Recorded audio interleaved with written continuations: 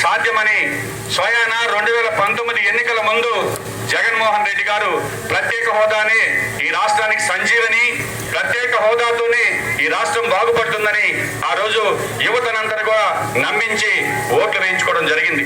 23 మంది ఎంపీలు మనం గెలిపిస్తే కనీసం పార్లమెంటులో ప్రత్యేక హోదా ఊసు కూడా ఎత్తలేదంటే దీన్ని బట్టి రాష్ట్ర భవిష్యత్తుకు వైఎస్ఆర్ కాంగ్రెస్ పార్టీ ఏ విధంగా న్యాయం చేస్తుందో ఆ నాయకులే చెప్పాలి.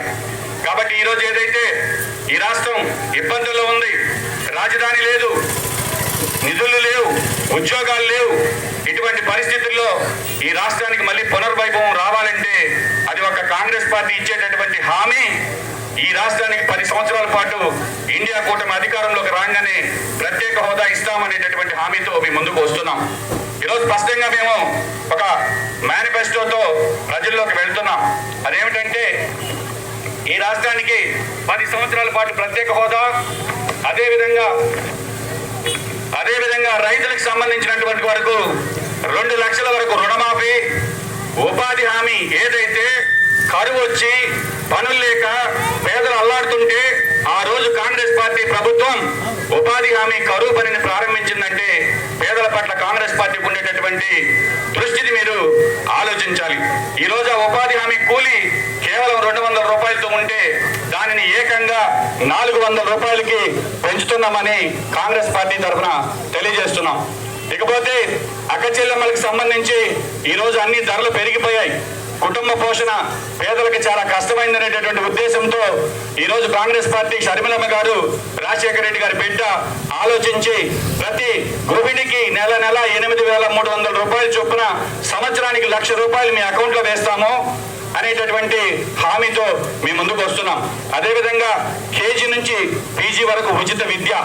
ఇలా ఏదైతే కేంద్రంలో కావచ్చు, రాష్ట్రంలో కావచ్చు ఉద్యోగాలు భర్తీ చేయకుండా, డిఎస్సీలు ప్రకటించకుండా ఈ రాష్ట్రంలో ఉండేటటువంటి 2.3 లక్షల ఉద్యోగాలను మేము అధికారంలోకి రాగానే పూర్తి చేసి నిరుద్యోగ యువతకు ఉపాధి అవకాశాలు కల్పిస్తున్నామని చెప్పి తెలియజేస్తున్నాం. ఇకపోతే పెన్షన్ గురించి మనం మాట్లాడుకోవాలి. పెన్షన్ ఏదైతే కాంగ్రెస్ పార్టీ ఆ రోజుల్లో 70 రూపాయలతో ప్రారంభించింది పేదలకు సంబంధించి. తర్వాత రాజశేఖర రెడ్డి గారు వచ్చిన తర్వాత ఆ పెన్షన్ని ఏకంగా 200 రూపాయలకి పెంచడం జరిగింది.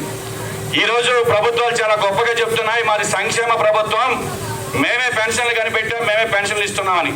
నేను ఒక మాట అడుగుతున్నా, జగన్మోహన్ రెడ్డి గారు ఈరోజు ఈ జిల్లాలో అర్హత ఉండి సచివాలయాల్లో అప్లై చేసుకొని పెన్షన్ రాని వాళ్ళు ఇంకా 8,970 అప్లికేషన్లు దాదాపుగా 6 నెలల నుంచి పెండింగ్లో ఉంటే ఆ పెన్షన్లు మీరు ఎందుకు మంజూరు చేయలేకపోయారని అడుగుతున్నా. గతంలో ఎవరన్నా పెన్షన్ తీసుకునే పెద్దవాళ్ళు ఎక్కడికన్నా వెళ్ళి పని చేసుకుంటానో లేదా కూతురింటికో కొడుకింటికో వెళ్తే ఆ నెల వచ్చి తీసుకోకపోతే మళ్ళీ మరుసటి నెలలో రాదని భయపడేటటువంటి పరిస్థితి. ఇచ్చేటటువంటి దాన్ని ఏ విధంగా కత్తిరించాలని ఆలోచించాయి తప్ప సంక్షేమంలో రాజశేఖర రెడ్డి గారి కన్నా మేము 3 అడుగులు ముందుకు వేశామని చెప్పుకునే ప్రభుత్వాల యొక్క తీరును మీరు గమనించాలని తెలియజేస్తున్నా. ఈరోజు ఒక్క విషయంతో మీ అందరికీ కూడా అర్థమవుతుంది రాజశేఖర రెడ్డి గారి వారసుడు ఎవరనే విషయం. ఏదైతే రాజశేఖర రెడ్డి గారు ఆ రోజు పేదవాళ్ళకి ఆరోగ్యం బాగలేకపోతే కార్పొరేట్ హాస్పిటల్లో డబ్బున్న వాటితో సమానంగా వైద్యాన్ని చేయించుకోవాలని పెద్ద హాస్పిటల్లో ఆరోగ్యశ్రీని ప్రవేశపెట్టాడు. నేను అడుగుతున్నా ఇక్కడ ఉండేటటువంటి అందరినీ, అమ్మా ఈరోజు అపోలోకి పోతే ఆరోగ్యశ్రీ ఉందా? బొల్లిలో ఉందా?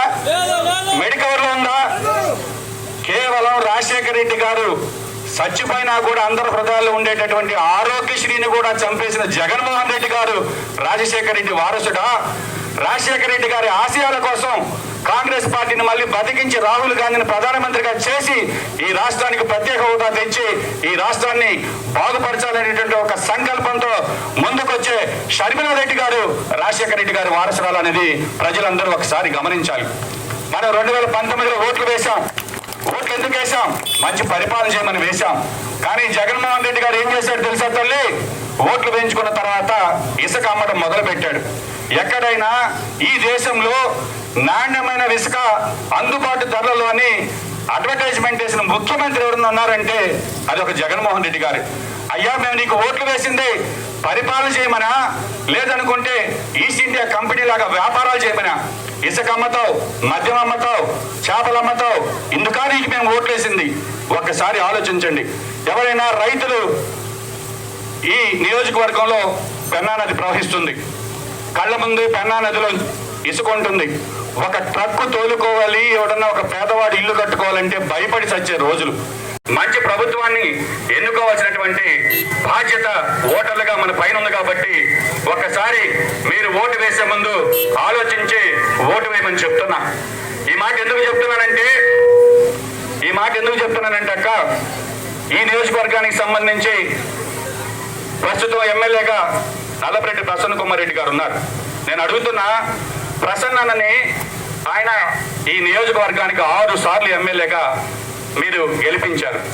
6 సార్లు ఎమ్మెల్యేగా గెలిస్తే 30 సంవత్సరాల పాటు ఈ నియోజకవర్గ ప్రజలు నిన్ను ఆదరిస్తే ఈ రోజు కూడా తీర ప్రాంత గ్రామాల్లోకి వెళ్తే ఒక్కడి తాగునీళ్ళ కోసం అల్లాడుతున్నారంటే మళ్ళీ మనం ఓట్లు వేయాలని అడుగుతున్నా. ఏదైతే మంత్రిగా పనిచేశారు, ఎమ్మెల్యేగా పనిచేశారు, కానీ ఈ నియోజకవర్గంలో సమస్యలు ఏవి తీరినట్టుగా లేవు. చాలా గ్రామాలు, గిరిజన గ్రామాలకు వెళ్తే వాళ్ళు చెప్పే కష్టాలైతే వర్ణనాతీతంగా ఉన్నాయి. కాబట్టి వైఎస్ఆర్ కాంగ్రెస్ పార్టీ నుంచి నల్లపరెడ్డి ప్రసన్న కుమార్ రెడ్డి గారు మళ్ళీ పోటీ చేస్తున్నారు. నేను అడుగుతున్నాక 6 సార్లు ఆయనకు అవకాశం ఇచ్చారు. కాంగ్రెస్ పార్టీకి ఒక్కసారి అవకాశం ఇవ్వండి, ఈ నియోజకవర్గంలో సమస్యలు లేకుండా చేసేటటువంటి పరిపాలన చేస్తానని చెప్పి తెలియజేస్తున్నా. Please subscribe my channel.